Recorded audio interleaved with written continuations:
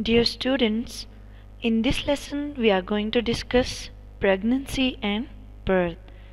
The SLOs for this topic are: define conception, implantation, pregnancy, gestation. Describe the roles of placenta, umbilical cord and extra embryonic cords. Explain the role of different hormones in birth. First of all, we will discuss the first SLO, that is about definition. So how you define conception? Conception is the time when sperm travels up in the uterus and fertilize an egg found in the fallopian tube.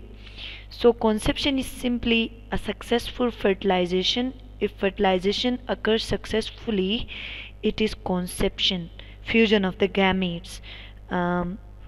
And you better know that fertilization always takes place in the proximal end of fallopian tube or oviduct. Next is implantation. Implantation is the stage of pregnancy at which the embryo adheres or gets attached to the endometrium, the inner wall of the uterus. So implantation, after conception, the fertilized egg has to travel from fallopian tube into the uterus. So during that period of time, it divides, cleavage takes place, and it divides like 2 cell stage, 4 cell stage, 6 cell 8 cell stage, and it becomes a mass of cells which we call embryo. So if the embryo gets attached successfully with the inner wall of the uterus, that is known as implantation.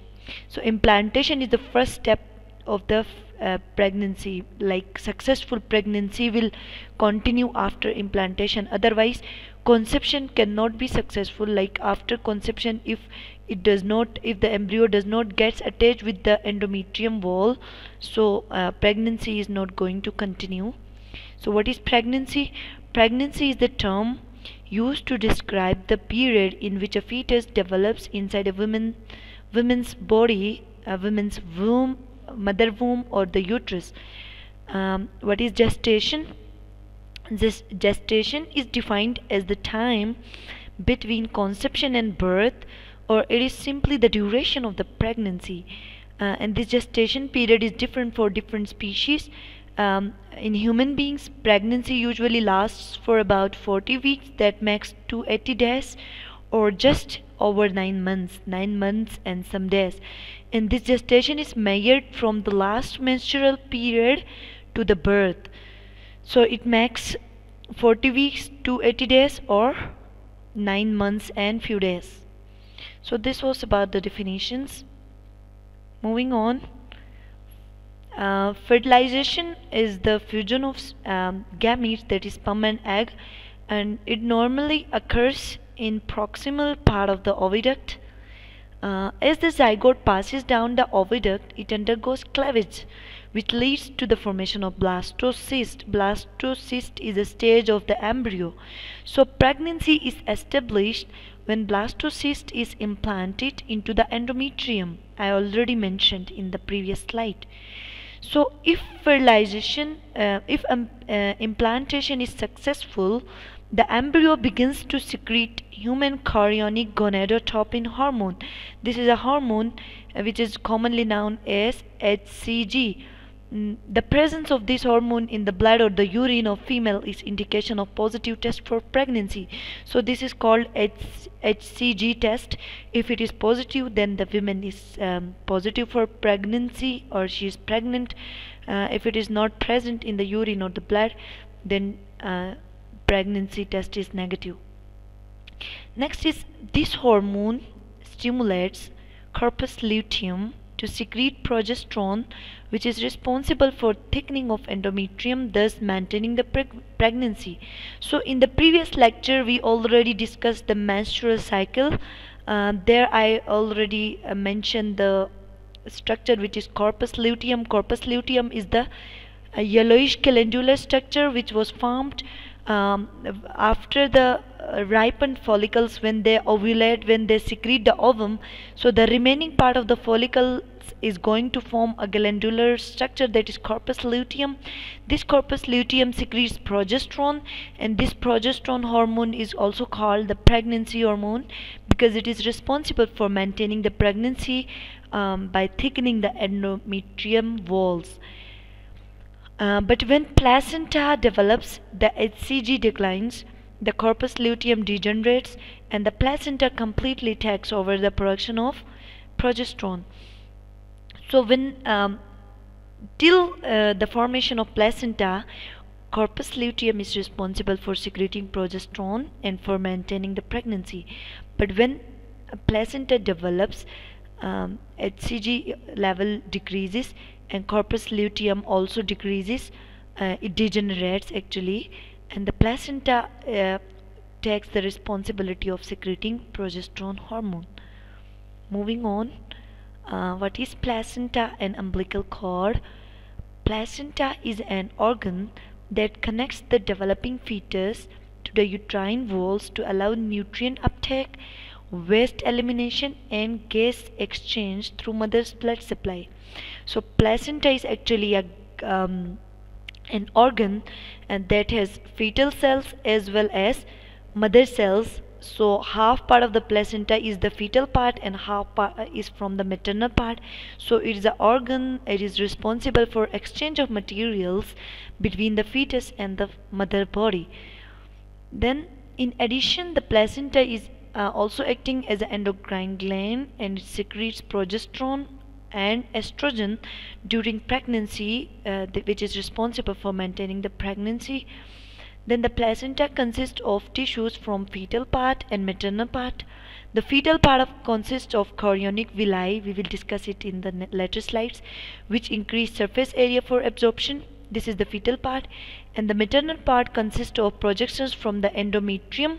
So there is a great surface area to exchange the materials between the mother and the fetus. The placenta is relatively large structure, weighing on average about 600 grams when fully formed, and the fetal blood in capillaries of chorionic villi comes in contact with the maternal blood in the tissues between the villi. We will discuss it with the help of a diagram. Here you can see this is the uterus, which is known as mother womb. So inside the uterus, the embryo is going to develop. This embryo, after 3 months, we call this embryo as fetus. This is the uterus. This is the placenta. Placenta is a muscular structure. Half part of the placenta is from the fetus and half part is from the mother body, from the endometrium, the inner wall of the uterus. So if we look at this small portion of the placenta, you can see the placenta is attached with the fetus with the help of long rope-like structure, which is umbilical cord. We will discuss the composition of the umbilical cord in the later slide. Here you just need to know this is the placenta. This placenta is half part from the fetal side and half part from the maternal side. So these are the fetal blood vessels and these are the maternal blood vessels.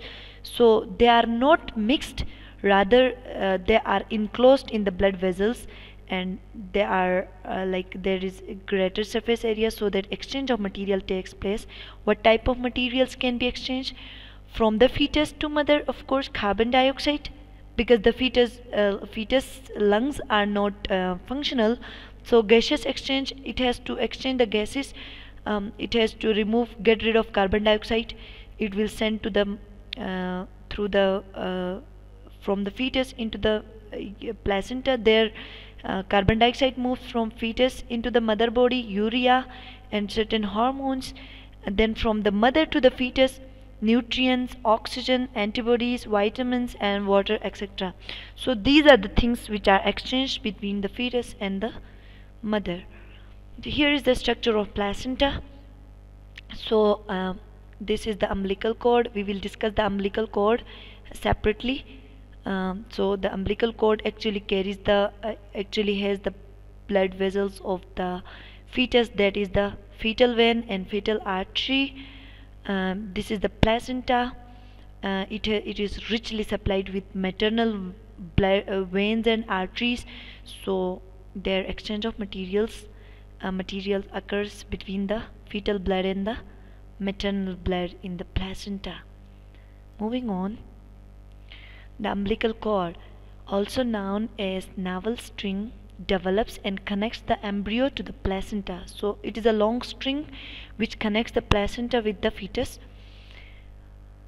The umbilical cord is physiologically and genetically it is part of the fetus and normally contains two arteries, the umbilical arteries and one vein. Here you can see this is a cross-sectional part of the umbilical cord.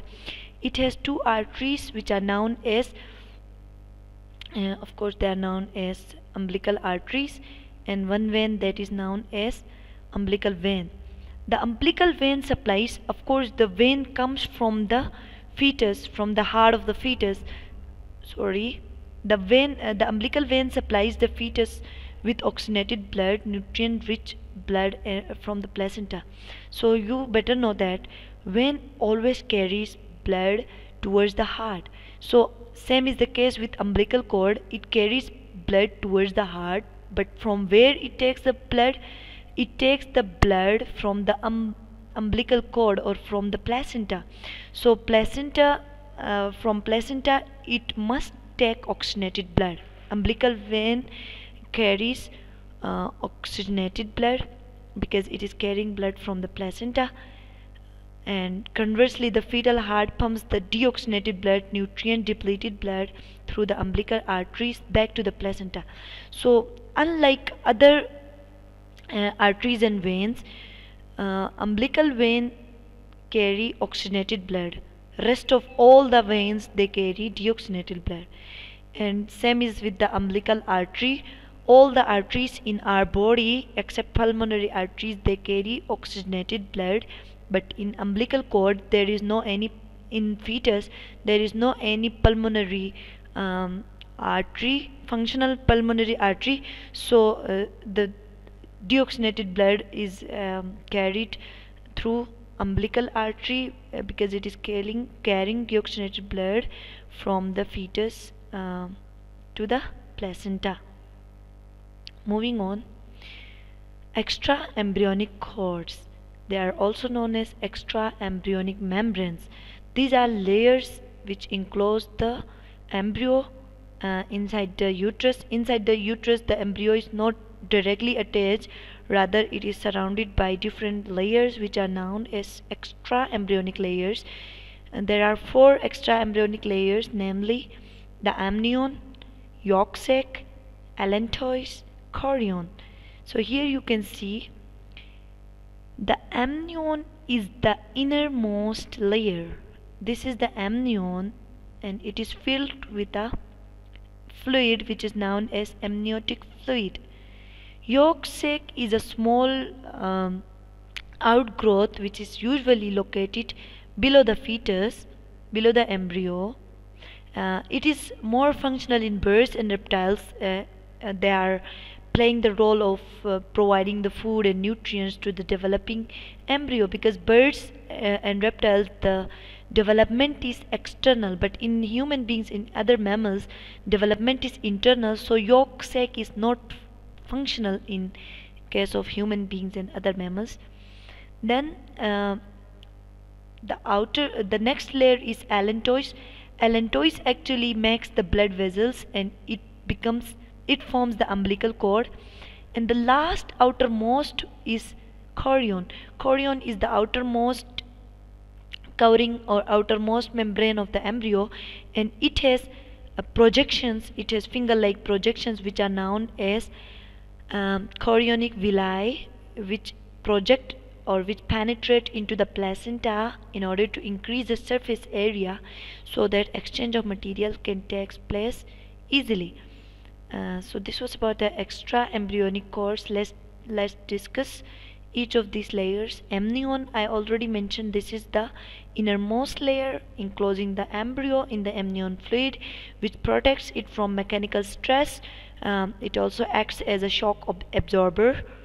Second is yolk sac. Yolk sac appears below the embryo. I already mentioned in the diagram. It is well developed in reptiles and birds, but in humans, the yolk sac contains no yolk, and it is the first site of red blood cell formation. So here red blood cells form, and part of this membrane becomes incorporated into the umbilical cord. Here you can see some part of this also develops into the umbilical cord. Next is allantois. Allantois contributes to the circulatory system. I already mentioned it develops blood vessels which become blood vessels of the umbilical cord, which transport fetal blood to and from the placenta. Last layer is the outermost extra embryonic membrane is chorion that surrounds the embryo. It becomes part of the placenta, I already mentioned, and chorionic villi are projections of the chorion that provide maximal contact area with the maternal blood. So this was all about extra embryonic layers. Now we will discuss the birth or labor process. So we are actually going to discuss the hormones which are involved during birth. This process is initiated by the baby itself. As the baby enters the final stretch of the growth, it stretches the uterus to its limits. So when the developmental stages are completed, so the embryo stretches and it puts a stretch on the uterus. This puts a physical stress or strain on both the baby and the uterus. So this physical stress actually causes the release of stress hormone from both baby and the mother body. These hormones, adrenocorticotropic hormone ACTH and cortisol, increase during the last few days or weeks of the gestation, end of the pregnancy. These hormones cause decrease in progesterone level, which stimulates the pituitary gland to produce oxytocin. So oxytocin is the hormone. So these are the hormones which initiated the birth process. Oxytocin is now going to work. It is actually the hormone which is responsible for delivery of the fetus successfully during labor process. Oxytocin actually causes uterine muscle contraction and results in dilation of cervix, which opens about 8 to 10 centimeter to expel the fetus from the uterus. So if you remember, I already mentioned that the fetus, the uterus is the place, the mother womb, where the embryo is going to develop. The last part of the uterus is known as cervix. Cervix is an opening which moves out towards the birth canal. So this cervix is usually closed and it is blocked with a mucus layer, but when oxytocin is released, it causes the uterine muscles to contract. So you better know that when muscles contract, they are shortened. So when they contract, they are shortened, and when they are shortened, they are stretched and the cervix is open. For successful normal delivery, the cervix has to be open for about 8 to 10 centimeters. And the release of oxytocin occurs in waves during labor and provides the force to expel the fetus from the uterus. They are known as labor waves or labor pains. So oxytocin plays its role in normal delivery of the fetus. Next is oxytocin plays a role in childbirth. Apart from childbirth, it is also involved in nursing and in the bonding between the mother and the child. In its main role is childbirth. Its main role in childbirth is to continue the process of uterine contraction using something called the positive feedback loop. If you remember, we discussed the positive feedback mechanism when we were discussing homeostasis. Positive feedback is something in which the output of any process, the output actually stimulates the initial process. For example, in this case, the process is release of oxytocin and the output is uterine contraction. So when uterine walls are contracted, they stimulate release of more oxytocin. So it is a type of positive feedback. More uterine contraction result in release of more oxytocin, and so it is responsible for normal delivery of the baby. Next is the level of endorphins. Endorphins are the natural painkillers.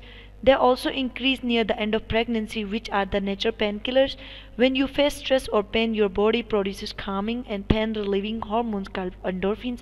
So endorphins, more endorphins are if a person is relaxed and comfortable, and if it is he is stress she is stress free, more endorphins can be released, and they can decrease the pain during the pregnancy. So then after pregnancy, within 10 to 45 minutes after birth, the uterus contracts and separates the placenta from the walls of the uterus, and the placenta is then is pushed out of the body.